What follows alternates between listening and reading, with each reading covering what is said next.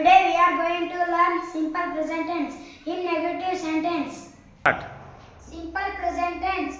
Rule number 4. Negative sentence. Negative formula. Subject plus helping verb plus not plus main verb plus object. I do, we do, you do, they do. He does, she does, it does. I do not learn English here daily. ನಾನು ದಿನಾಲು ಇಂಗ್ಲಿಷನ್ನು ಕಲಿಯುವುದಿಲ್ಲ. We do not go to temple tomorrow.